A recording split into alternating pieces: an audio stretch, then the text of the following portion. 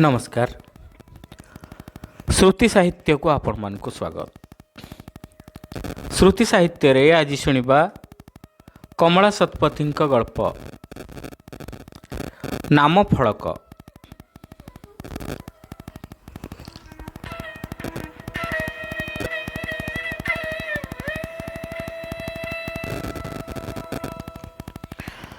दीर्घ वर्षर लीलाखेला सारी आज हठात सकाळु सकाळु ए इहधाम त्याग कली मु।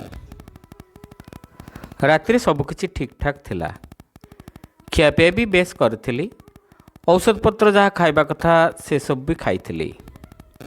पत्नी सुरमा सत बारण सत्वे राति अध जाए बही पड़ी सहित सामान्य जुक्तितर्क भी करी।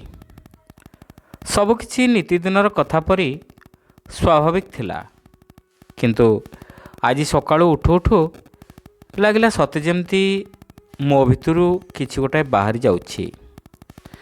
छाती भितरटा को किए जेमती शक्त हाथ रे दଳି चकटी पकाउछि। सुरमा को अतर्छा डाक छाड़िली, मात्र डाकटा पाटी बाट दे बाहर को बाहरी पारला नहीं। आउ सेई शोइबा अवस्था ही मु टली पड़ली। एक प्रकार कहबाकू गले भल ही हैला। काहाको हैरान करनी, काहारी विरक्ति सहलिनी, रोगरे पड़ी घोमुतरे घांटी भी हेलिनी। सुखिलाटारे हाथ गोड़ चालू चालू चलीगली। दीर्घश्वासटी बाहरी आसिला। आश्वस्तिर कि अवशोषर कहीपरिबिनी, तेबे बोझ उतुरी जिबार अनुभवटा कहीं केजाणी तीव्र भाव अनुभूत हेउथिला। बेस समय पर्यंत मो असाड़ शरीरटा जेमती खट उपरे एकुटिया होई पड़ी रहिला। सबुदिन ए समयटारे मते कहीं विव्रत करिवार साहस करंतिनी केबे। डेरी रे उठिबा मोर सबुदिनीर अभ्यास। ता छड़ा सुरमार एले पूजा पाठ चलथिबो, आउ घंटाए लागिबो ताकू मो पाखको चा नहीं आसीबाकू। बाहा हेबा दिनरु ही सकाळर चाटा मु सुरमा हाथरू पीए। तांको परी चा आउ केही बनांतिनी। दिनर शुभारंभ तांको हाथ तियारी चारू कर सारला परे जाय अन्य किछि मु करे, नचेत पूरा दिनटा मोर खराब जाए। एटा मोर व्यक्तिगत अनुभूति। ए विषय सुरमा को किछि जणा नाही, ताहा ही ठीक। नहले स्त्री लोक माने ए सब विषय जानिबा परे बेस गोड़ लंबई थांती। आज सुरमा चा कर आनिबे, मात्र ताकू उपभोग करने को मु आउ नाही। मनटा विचलित हो उठला। लागिला एमती सकाळु सकाळु न मरी आउ किछि समय परे मरथिले भल होई न थांता। कम से कम सुरमांक परिश्रम व्यर्थ जाई न थांता। पाख आखरे केही जणे भी नाहंती देखिबाकू। मोर किछि हेला न हेलार ध्यान देवार आवश्यकता केही जणे भी मनु नाहंती। बड़ विरक्ति लागिला। केड़े दायित्वहीन परिवार मोर सतरे। वयस्क लोकन को कौन एमती एकुटिया एते समय पाई केही छाड़े? मझिरे मझिरे आसी कौन देखा परखा करबा कथा नुहे? पुणी मन पड़ला, केमिति किए बा आसीबो एपटकू। मो निद खूब पतला। सामान्य खड़खाड़ हेले निद भांगी जाए। सेतिपाई सुरमा समस्त को बारण करथांती एपटकू आसीबाकू। ता छड़ा घरर एपट कणार थिबा ए घर भितर को बिना कारण रे किए बा कहीं असमयटार आसीबो? एमिति भी मो मलागला को किए बा चाहि बसछि जे। सुरमा आसीबा समय हो गला। मु प्रस्तुत हो गली तांको व्याकुलता देखिबाकू। खूब दया आसुथिला मोर तांको उपरे, कि मो निज उपरे ता कहि परिबिनी। जीवन सारा मो उपरे निर्भर करी आसीछंती से। मोरी भलमंद देखिबारे सारा जीवन तांकर व्यतीत होइछि। केते सरधारे चा करी आनिछंती, आउ एले देखिबे खड़ करी किछि गोटे पड़ीगला बोधे। चमकी उठिली मु। दरजा आड़ को नजर चलीगला। धड़ारे नाली धड़ीवाला शाढ़ी पिंधि सुरमा घर भितर को धीरे पशि आसु आसु किछि गोटाए झुंटी पड़िले बोधे। क्षणिक अटकी जाई ଏକଡ଼ ସେକଡ଼ ଚାହିଁ ପୁଣି ଭିତରକୁ ଆସିଲେ। ଅପୂର୍ବ ସୁନ୍ଦର ଦିଶୁଛନ୍ତି ସେ। ଓଦା ବଳରୁ ଟୋପେ ଟୋପେ ଜଳକଣା ଝରି ପଡ଼ୁଛି। ମଥାରେ ସିନ୍ଦୁର ଟୋପା ଦାଉ ଦାଉ ଦିଶୁଛି। ପାଟିରେ ଏପର୍ଯ୍ୟନ୍ତ ବି ଗୁଣୁଗୁଣୁ କରି ମନ୍ତ୍ର ଗାଇ ଚାଲିଛନ୍ତି। ହାତରେ ଅଛି ବାମ୍ଫ ଉଠା ଚା କପ୍। ମୋ ପାଖକୁ ଆଗେଇ ଆସୁଛନ୍ତି। ଚାଦର ଖୋଲି ମୋତେ ଡାକିଲେ। ଥରେ ଦିଥର ମୋ ନିଶ୍ଚଳ ଶରୀର ଗୋଟେ ପଟକୁ ଗଳି ପଡ଼ିଲା। ତାପରେ ତାଙ୍କ ଆକୁଳ ଚିତ୍କାରରେ ଘରର କଡ଼ିବର୍ଗା ପର୍ଯ୍ୟନ୍ତ ଦୋହଲିଗଲା। କାନ୍ଦ ବୋବାଳି, ଛାତି ଫଟା, ମୁଣ୍ଡ ବାଡ଼ା ସବୁକିଛି ଗୋଟିକ ପରେ ଗୋଟିଏ ଚାଲିଲା ପ୍ରାୟୋଜିତ କାର୍ଯ୍ୟକ୍ରମ ପରି। ସନ୍ତୋଷରେ ମନ ଭାରି ଭାରି ଲାଗୁଥିଲା ମୋର। ଯାହା ହେଉ, ମୋର ଅବର୍ତ୍ତମାନରେ ଘର ଉପରେ, ପରିବାର ଉପରେ, ଖାସ୍ କରି ସୁରମାଙ୍କ ଉପରେ ଏହା ଗଭୀର ପ୍ରଭାବ ପକାଇଛି। ଖୁବ୍ ବିଚଳିତ ଲାଗୁଛନ୍ତି ସମସ୍ତେ। ହଁ, ଏତିକି ଆଶା ତ ମୋର ଥିଲା। ଚାହୁଁ ଚାହୁଁ କିଛି ସମୟ ପରେ ଆମ ଘରର ଶାନ୍ତ ପରିବେଶ, ପୁଅ ବୋହୂ, ଝିଅ ଜ୍ୱାଇଁ, ଶଳାଶାଳୀ, ବନ୍ଧୁବାନ୍ଧବଙ୍କ କଳରବରେ ଗହଳ ଚହଳ ହୋଇଉଠିଲା। ରବିବାର ସକାଳ, ତେଣୁ ପହଞ୍ଚିବାରେ କାହାର ବିଳମ୍ବ ହେଲା ନାହିଁ। ଅବଶ୍ୟ କେହି କେହି ନିଶ୍ଚୟ ମନେ ମନେ ଭାବୁଥିବେ, ଗଲା, ଆଜି ଏ ବୁଢ଼ା ପାଇଁ ପୁରା ରବିବାରଟା ଖରାପ ହୋଇଗଲା। କେତେ ନିଶ୍ଚିନ୍ତରେ ବସି ବସି ଦିନଯାକର କାର୍ଯ୍ୟକ୍ରମ ସ୍ଥିର କରାହେଇଥିଲା, ସବୁ ମାଟିରେ ମିଶିଗଲା। ୟାକୁ କ'ଣ ଆଉ କେଉଁ ଦିନ ମରିବାକୁ ହେଲା ନାହିଁ? ମଲା ତ ମଲା, ରବିବାର, ପୁଣି ସକାଳୁ ସକାଳୁ। ନା ନା, ସେମିତି କେହି ଭାବୁ ନଥାଇ ପାରନ୍ତି। ଏଲେ ସମସ୍ତଙ୍କ ମନ ଦୁଃଖରେ ଭାରି ଭାରି ହୋଇଗଲା ପରି ଲାଗୁଛି। ଅବଶ୍ୟ ମୁଁ ସେମାନଙ୍କ ପାଇଁ ଅଲୋଡ଼ା ଅଖୋଜା ଥିଲି। ତଥାପି ଥିଲି ତ। ପ୍ରଥମରୁ ମୁଁ ଏତେଟା ସାମାଜିକ ପ୍ରାଣୀ ନୁହେଁ। ଯାହା ସାମାନ୍ୟ ବା ଥିଲି, ଏଇ କିଛି ବର୍ଷ ହେଲାଣି ସମସ୍ତଙ୍କଠାରୁ ଏକଦମ କଟିଯାଇ ସବୁଥିରେ ପୂର୍ଣ୍ଣଚ୍ଛେଦ ମାରିଦେଇଛି।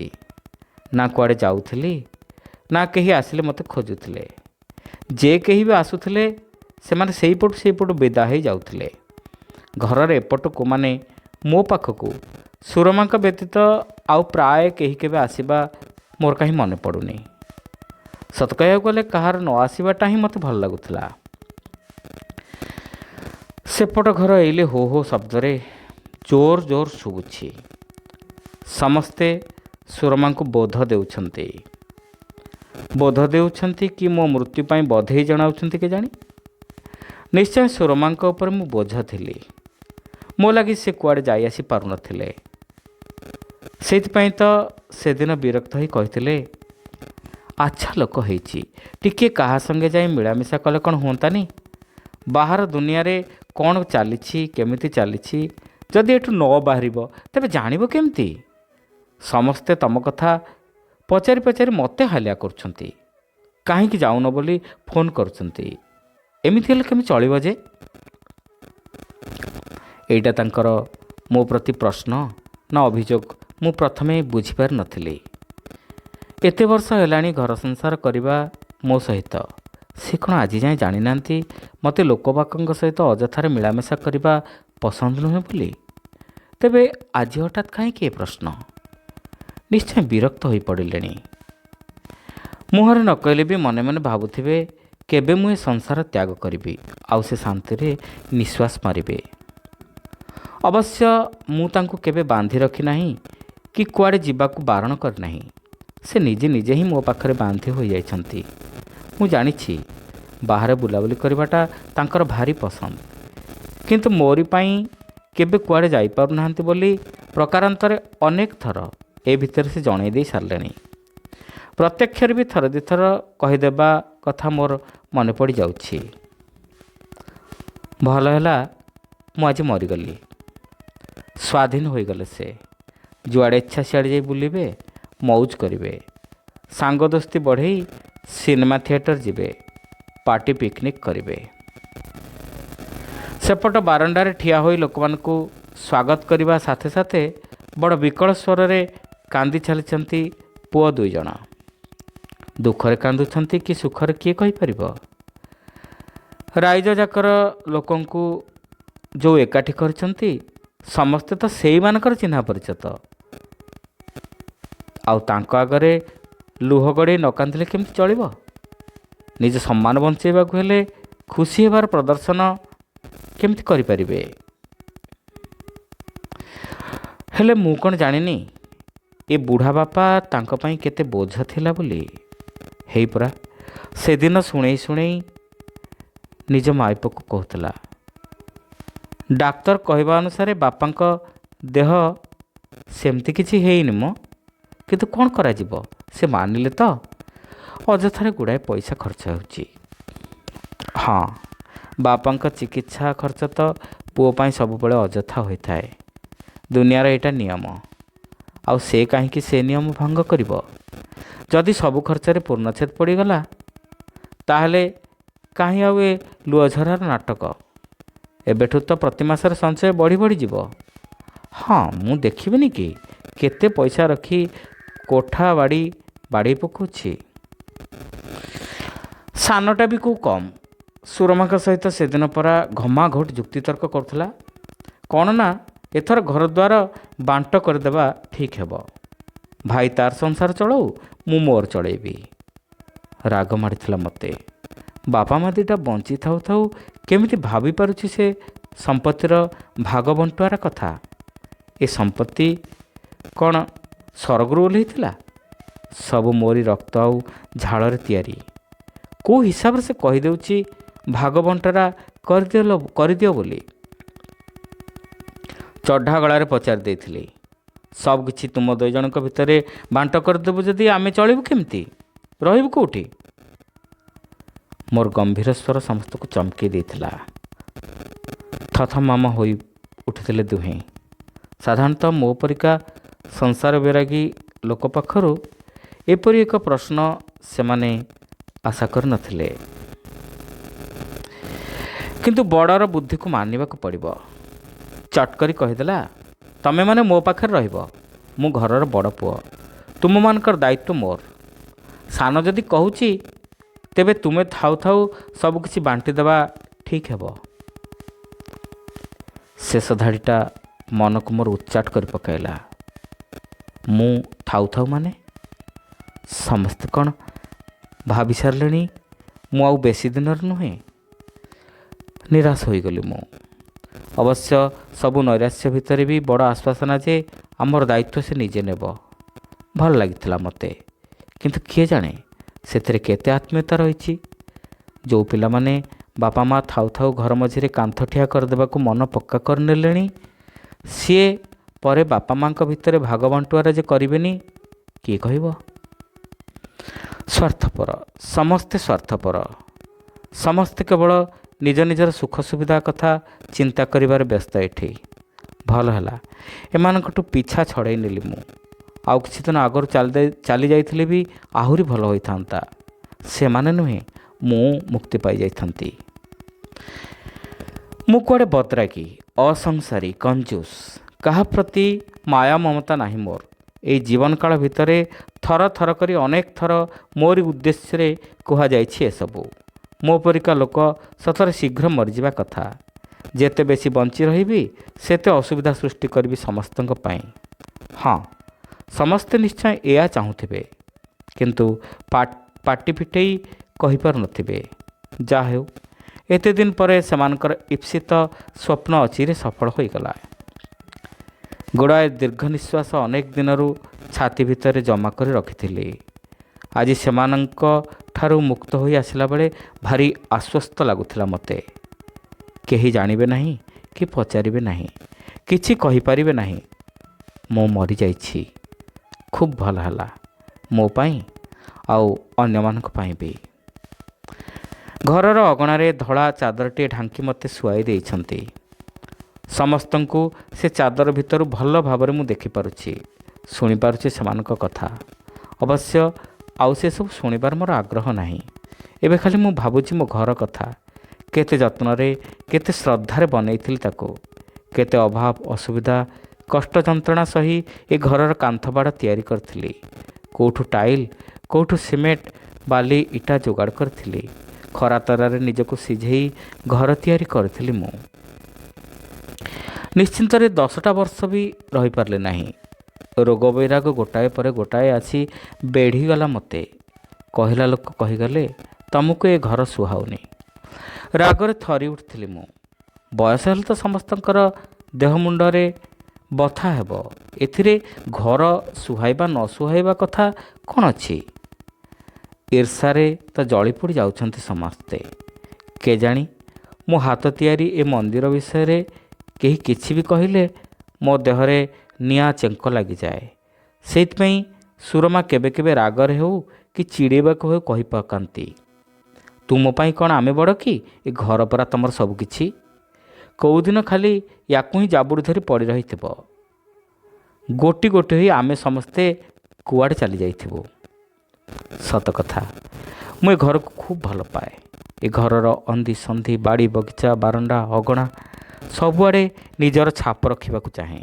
ଏ ସହରର ସବୁଠୁ ସୁନ୍ଦର ଘର କହିଲେ ମୋରି ଘରକୁ ହିଁ ଲୋକମାନେ ଜାଣନ୍ତି। ଏହାକୁ ସର୍ବାଙ୍ଗ ସୁନ୍ଦର କରିବା ପାଇଁ ଯେତେ ପରିଶ୍ରମ ମୁଁ କରିଛି ତାକୁ କେହି କେବେ ଚିନ୍ତା ବି କରିପାରିବ ନାହିଁ। ବାହାର କାନ୍ଥରେ ଲଗାଯାଇଥିବା ନାମ ଫଳକରେ ସେଇଥିପାଇଁ କେବଳ ମୋରି ନାଁ ମୁଁ ଲେଖିଛି। କେତେଜଣ ପଚାରନ୍ତି, ସୁରମାଙ୍କ ନାମ କାହିଁ ରଖିନାହିଁ ସେଠି? କିଛି ଉତ୍ତର ଦିଏନି ମୁଁ। ସେସବୁ ମୋର ନିହାତି ବ୍ୟକ୍ତିଗତ ଇଚ୍ଛା। ସେଥିରେ କାହାର ମୁଣ୍ଡ ଖେଳାଇବାକୁ ମୁଁ ପସନ୍ଦ କରେ ନା। ଏ ଘରକୁ ଭଲ ପାଏ ମୁଁ, ଆଉ ଘର ବି ଭଲ ପାଏ ମୋତେ। ଏଇଟା ମୋର ବିଶ୍ୱାସ। କିଏ ସେ କଥାକୁ ମାନୁ କି ନ ମାନୁ, ସେଥିରେ ମୋର କିଛି ଯାଏ ଆସେ ନାହିଁ। ଆମ ଭଲ ପାଇବାରେ ଅଛି ନିଃସ୍ୱାର୍ଥପରତା। ତା ବିନା ମୁଁ ଆଉ ମୋ ବିନା ସିଏ। କେତେ ଅସମ୍ପୂର୍ଣ୍ଣ ସତରେ। କାଲିଠାରୁ ସବୁକିଛି ସୁନସାନ ହୋଇଯିବ ଏଠି। ଏ ଘର ତ ଥିବ, କିନ୍ତୁ ମୁଁ ନଥିବି। କିଏ ଜାଣେ ମୋ ନାଁ ବି ଆଉ କେହି ଉଚ୍ଚାରଣ କରିବ ଏଠି କି ନାହିଁ। ଗୁମସୁମ ହୋଇଗଲି ମୁଁ। ଆଖିରୁ 2 ଧାର ଲୁହ ଗଡ଼ିଆସି ଓଦା କରି ପକାଇଲା ମୋ ଛାତି। ସନ୍ଧ୍ୟା ପୂର୍ବରୁ ଦାହ କାର୍ଯ୍ୟ ଶେଷ କରିଦେଇ ନିଜ ନିଜ ବାଟରେ ସମସ୍ତେ ଚାଲି ଯାଇଥିଲେ। ଭାରି ଖାଁ ଖାଁ ଲାଗୁଥିଲା ଘର ଭିତରଟା। ମୋ ଶରୀରରେ ନିଆଁ ଲଗାଇ ତାକୁ ପୋଡ଼ି ଦିଆଗଲା ସିନା, ହେଲେ ମୁଁ ରହିଗଲି ଏଇଠି ଘରର ନାମ ଫଳକରେ। ସେତିକିରେ ବି ମୁଁ ସନ୍ତୁଷ୍ଟ ଥିଲି। ହେଲେ ରହି ରହି ଭୟଟିଏ ମୋ ଭିତରେ କଡ଼ଲେ ଉଠୁଥିଲା। ଆଉ କେତେ ସମୟ ରହିପାରିବି ଏଠି ମୁଁ? ନିଶ୍ଚୟ କିଛି ନା କିଛି ଯୋଜନା କରୁଥିବେ ସମସ୍ତେ ମୋତେ ଏଠୁ ବାହାର କରିଦେବା ପାଇଁ। ସବୁଦିନ ପାଇଁ ମୋତେ ଏ ଘରୁ ବିଦା କରିଦେଇ ନିଷ୍କଳଙ୍କ ଭାବରେ ଏହାର ଉତ୍ତରାଧିକାରୀ ହୋଇଯିବା ପାଇଁ। ନା ନା, ଏମିତି ହେବାକୁ ଦେବିନି ମୁଁ। ମୋତେ ଏଠୁ କେହି ବି ବାହାର କରିପାରିବେନି। ଏ ଘର ମୋର। ୟାକୁ ମୁଁ ଗଢ଼ିଛି ମୋ ନିଜ ହାତରେ, ଲୁହ ଲହୁ ସିଞ୍ଚି। ତୁମେମାନେ ଯେତେ ଚେଷ୍ଟା କର, ହେଲେ ମୁଁ ୟାକୁ ଛାଡ଼ିପାରିବି ନାହିଁ। ଦୟାକର ମୋ ଉପରେ। ମୋତେ ଏଇଠି, କେବଳ ଏଇଠି ଟିକେ ରହିବାକୁ ଦିଅ। କାନ୍ଦି ପକାଇଲି ମୁଁ କଇଁ କଇଁ ହୋଇ। ମୋ ଘର ବୋଲି ଚିତ୍କାର କରି ଉଠିଲି, କିନ୍ତୁ କେଉଁଠି ବି ପ୍ରତିଧ୍ୱନିତ ହେଲା ନାହିଁ ମୋ ସ୍ୱର। 12 ଦିନର କାର୍ଯ୍ୟ ସରିଗଲା। ବହୁ ଲୋକ ଡାକି ସବୁକିଛି ଯୋଜନାବଦ୍ଧ ଭାବରେ ସମ୍ପନ୍ନ କରିଦିଆଗଲା। ଯେଉଁମାନେ ଆସିଥିଲେ ପିଲାମାନଙ୍କୁ ସାନ୍ତ୍ୱନା ଦେଉଥିଲେ ଯେତିକି, ଏ ଘରକୁ ଶୋଷି ପକାଉଥିଲେ ସେତିକି। ସମସ୍ତଙ୍କ ଦୃଷ୍ଟିରେ କେମିତି ଗୋଟିଏ ଈର୍ଷାଳିଆ ଭାବ ମୁଁ ଦେଖିପାରିଥିଲି। ହେଲେ ମୋତେ ଆଉ ସେସବୁ ଖରାପ ଲାଗୁନଥିଲା। କ'ଣ ପାଇଁ ଲାଗିବ ଯେ? ସେମାନଙ୍କ ପରି ମୁଁ ବି ତ ଏ ଘରେ ଆଉ ମାତ୍ର କେଇ ଘଣ୍ଟା କି କେଇ ଦିନ ପାଇଁ ରହିବାର ସୁଯୋଗ ପାଇବି। ତାପରେ ସେମାନଙ୍କ ପରି ମୋ ନଜରରେ ବି ଭରି ରହିଯିବ ସବୁଦିନ ପାଇଁ ଗୋଟିଏ ବ୍ୟାକୁଳତା, ନଥିବାର ଅଫସୋସ। ଦିନ 15ଟା ନ ଯାଉଣୁ ସମସ୍ତେ ଫେରିଆସିଥିଲେ ନିଜ ନିଜ ରୁଟିନ୍ ବନ୍ଧା ଜୀବନକୁ। ସୁରମାଙ୍କ ରୁଟିନ୍ ଯେହେତୁ ମୋ ସହିତ ବନ୍ଧା ରହିଥିଲା, ସେଥିରେ ବହୁତ କିଛି ପରିବର୍ତ୍ତନ ଆସିଗଲା। ମୋ କଥା ମନେ ପକାଇବାକୁ କି ମୋ ପାଇଁ ଘଡ଼ିଏ 2 ଘଡ଼ି ଶୋକ କରିବାକୁ ଆଉ କାହା ପାଖରେ ସମୟ ନଥିଲା। ଏ ଘରର ସବୁ ସ୍ଥାନରୁ ମୋର ଅସ୍ତିତ୍ୱ ପୋଛା ହୋଇଯାଉଥିଲା। କେବଳ ରହିଯାଇଥିଲି ସେଇ ନାମ ଫଳକ ଭିତରେ ମୁଁ। ସେତିକି ସାନ୍ତ୍ୱନା ଥିଲା ମୋ ପାଇଁ ଯଥେଷ୍ଟ। କିନ୍ତୁ ଦିନ କେଇଟା ଭିତରେ ସେ ସାନ୍ତ୍ୱନା ସରିଯିବାର ସମୟ ଆସିଗଲା। ପୁଅ ବୋହୂ ନାତି ନାତୁଣୀ କିଛି ଦିନ ଧରି ଗୋଟାଏ ଗୁରୁତର ଆଲୋଚନା କରିବାରେ ଲାଗିଛନ୍ତି। ସୁରମା ସେ ବିଷୟରେ କିଛି ଜାଣିଥିଲେ ବି ଜାଣିନାହାନ୍ତି ସୁରମା ସେ ବିଷୟରେ କିଛି ଜାଣିଥିଲେ କି ନ ଜାଣିଥିଲେ କହିପାରିବିନି। ଏମିତି ବି ତାଙ୍କ ଜାଣିବା ନ ଜାଣିବାରେ ଆଉ କିଛି ନଥିଲା। ଏବେ ସଂସାରର ଡୋର ତାଙ୍କ ହାତରୁ ଯାଇ ପୁଅ ବୋହୂଙ୍କ ହାତରେ ରହିଲାଣି। ସେମାନେ ଯାହା ଚାହୁଁଛନ୍ତି ନିଜ ହିସାବରେ କରୁଛନ୍ତି। ସେମାନଙ୍କୁ ଏମିତି ଫୁସୁର ଫାସର ହେଉଥିବାର ଦେଖି ମୁଁ ଆତଙ୍କିତ ହୋଇପଡ଼ିଲି। ଏ ଘର ଉପରୁ ମୋର ଶେଷ ଅଧିକାର ବି ସମାପ୍ତ ହୋଇଯିବାର ସମୟ ଆସିଗଲା। କେତେ କଷ୍ଟରେ କରିଥିଲି ୟାକୁ, କେତେ ଶ୍ରଦ୍ଧାରେ ସଜେଇଥିଲି। ଆଖିର ଲୁହ ବନ୍ଧବାଡ଼ ନ ମାନି ବୋହି ଚାଲିଲା। ସେମାନେ ସମସ୍ତେ ଆସି ବାହାର ବାରଣ୍ଡାରେ ଠିଆ ହେଲେ। ଏପଟ ସେପଟ କରି ଚାହିଁଲେ।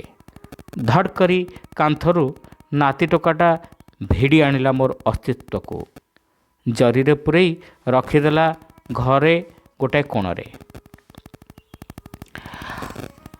ମପାମପି କରି ଦେଖିଲା। ମୁଁ ଆଉ ଚାହିଁପାରିଲିନି ସିଆଡ଼େ। ମଝି ଆଷାଢ଼ର ବର୍ଷା ବେଗଠାରୁ ବି ଅଧିକ ଥିଲା ମୋ ଆଖିର ଲୁହ। ଅସରନ୍ତି ଅଭିମାନ ନେଇ ଗେଟ୍ ଖୋଲି ବାହାରକୁ ଚାଲି ଆସିଲି ମୁଁ। ସବୁ ମୋହମାୟା ମୋର ଛିଡ଼ିଗଲା ଆଜିଠୁ। ମୁଁ ଏବେ ପ୍ରକୃତରେ ମରିଗଲି। ଆଉ ଏ ସହରରେ ମୋତେ କେହି ବି ଚିହ୍ନିବେ ନାହିଁ, କେହି ବି ଜାଣିବେ ନାହିଁ। ମୋର ଶେଷ ଅସ୍ତିତ୍ୱର ବି ମୃତ୍ୟୁ ହୋଇଗଲା। କିନ୍ତୁ ଦୁଃଖର ବିଷୟ, ସେ ମୃତ୍ୟୁ ହେଲା ମୋ ଘର ଲୋକଙ୍କ ଦ୍ୱାରା। ଆଉ ଏଠି ମୋର କିଛି ବି ନାହିଁ। ମୋ ପାଇଁ କେହି ନାହିଁ, ମୋର ବି କେହି ନାହିଁ। ଏ ଜାଗା ଛାଡ଼ି ଚାଲିଯିବି ବହୁତ ଦୂରକୁ। ଚାଲିଗଲା ପୂର୍ବରୁ ଆଉ ଥରେ ମୋର ସ୍ୱପ୍ନର ମନ୍ଦିରକୁ ଆଖି ପୁରେଇ ଦେଖିନେବି କି? ମନ ଭରି ଆଉଁସି ଦେବି କି? କିଏ ଜାଣେ? ଆଉ ସିଏ ମୋତେ କେବେ ଚିହ୍ନିବ କି ନ ଚିହ୍ନିବ? ଏବେ ତ ଛାତିରେ ତାର ନୂତନ ମାଲିକର ନାଁ। ଆଖି ଛଳଛଳ ହୋଇ ଉଠିଲା। ସବୁକିଛି କେତେ ଶୀଘ୍ର ଶେଷ ହୋଇଗଲା ଜୀବନରୁ। ନା ଜୀବନ ହାରିଲା, ନା ରହିଲା ଭାବପ୍ରବଣତା। ହଉ, ଯାହା ହେବା କଥା ତ ହୋଇସାରିଲାଣି। ଆଉ ସେସବୁକୁ ଭାବି ବସିଲେ କ'ଣ ମିଳିବ? ଦୁଃଖ ଛଡ଼ା ଲାଭ କିଛି ନାହିଁ। ଯେତିକି ଭାଗ୍ୟର ଥିଲା ସେତିକି ଭୋଗ କଲି। ଏବେ ଅନ୍ୟମାନେ କରନ୍ତୁ। ମନକୁ ବୁଝାଇଥିଲି ସତ, ହେଲେ ମନ କହୁଥିଲା ଚାଲ ଥରେ ଆମେ ଯିବା। ଏତେ ଦିନର ସମ୍ପର୍କ ଏତେ ଶୀଘ୍ର ଛାଡ଼ିଯିବାକୁ କଷ୍ଟ ଲାଗୁଛି। ମନ କଥା ଶୁଣିଲି, ଫେରି ଆସିଲି। ଦରଜା ଖୋଲି ଭିତରକୁ ପ୍ରବେଶ କଲି। ସବୁକିଛି ଥିଲା ଯେମିତି ସେମିତି। ବହୁ ବର୍ଷ ପୂର୍ବରୁ ଯେମିତି ଗଢ଼େଇଥିଲି ମୁଁ, ଯେମିତି ସଜେଇଥିଲେ ସୁରମା, ଠିକ୍ ସେମିତି। ଖାଲି ଯାହା ବଦଳି ଯାଇଛି ତାର ମାଲିକ, ଆଉ ବଦଳି ଯାଇଛି ନାମ ଫଳକ। କାହାର ନାଁ ଲେଖିଲେ ସେମାନେ? ବଡ଼ର ନା ସାନର ନା ସୁରମାଙ୍କର? ଯାହାର ଲେଖନ୍ତୁ, ମୋର ସେଥିରେ କି ଯାଏ ଆସେ? କି ଫରକ ପଡ଼ିବ ସେଥିରେ? ଭଲ ପାଇବାର କେଉଁ ସେତୁଟା ବାନ୍ଧି ହେଇଯିବ ସେମାନଙ୍କ ସହିତ ମୋର? ଏତେ ସବୁ କହିବା ପରେ ବି କେଉଁ ମୋହରେ ପଡ଼ି ଜଣା ନାହିଁ, ମୁଖ୍ୟ ଦରଜାର ସେପଟ କାନ୍ଥକୁ ଚାହିଁଦେଲି ମୁଁ। ଆରେ ଇଏ କ'ଣ? ସନ୍ଧ୍ୟାବେଳେ ବଡ଼ ନାତିଟା ଯେଉଁଠୁ ପୁରୁଣା ନାମଫଳକ ଭିଡ଼ି ଆଣିଥିଲା, ସେଠି ଲଗା ହୋଇଯାଇଛି ନୂଆ ଚକଚକ୍ କରୁଥିବା ନାମଫଳକଟେ, ଯାହା ମୋତେ ବି ଜଣାଥିଲା। କିନ୍ତୁ ସେଥିରେ ଲେଖା ହେଇଛି ମୋରି ନାଁ। ମୋ ନାଁ? ହଁ, ମୋରି ନାଁ, ଯାହାର ସାମାନ୍ୟ ଆଶା ବି ମୋର ନଥିଲା। ତାହେଲେ ପୁରୁଣାଟା ସେମାନେ କାଢ଼ୁଥିଲେ କାହିଁକି? ପାଖକୁ ଦୌଡ଼ିଗଲି ମୁଁ। ଓ, ଆଗରୁ ମୋ ନାଁ ପୂର୍ବରୁ ଯେଉଁ ଶ୍ରୀ ଲେଖା ହେଇଥିଲା, ସେଠି ଏବେ ସ୍ୱର୍ଗତ ଲେଖିଛନ୍ତି। କେବଳ ଏତିକି ପାଇଁ ଏତେ ପରିଶ୍ରମ, ଏତେ ଖର୍ଚ୍ଚ କଲେ ସେମାନେ? ତାମାନେ ଏ ଘର ଏବେ ବି ମୋର ଅଛି। କେହି ଭୁଲି ନାହିଁ ମୋର ଅବଦାନକୁ। କୁଣ୍ଢେଇ ପକେଇଲି ସେ ନାମ ଫଳକକୁ। ଏତେ ଭଲ ପାଇବା ମୋ ପ୍ରତି, ଏତେ ଭାବପ୍ରବଣତା। ଆଖିରୁ ମୋର ଧାର ଧାର ଲୁହ ଗଡ଼ି ଯାଉଥିଲା। ହେଲେ ମୁଁ କାନ୍ଦୁ ନଥିଲି, ବରଂ ଆକାଶକୁ ଚାହିଁ ପ୍ରାର୍ଥନା କରୁଥିଲି, ମୋ ନିଜ ପାଇଁ ନୁହେଁ, ମୋ ପିଲାମାନଙ୍କ ପାଇଁ, ସୁରମାଙ୍କ ପାଇଁ, ଆଉ ସାରା ଜଗତ ପାଇଁ, ଶେଷରେ ଏ ନୂଆ ନାମ ଫଳକଟା ପାଇଁ।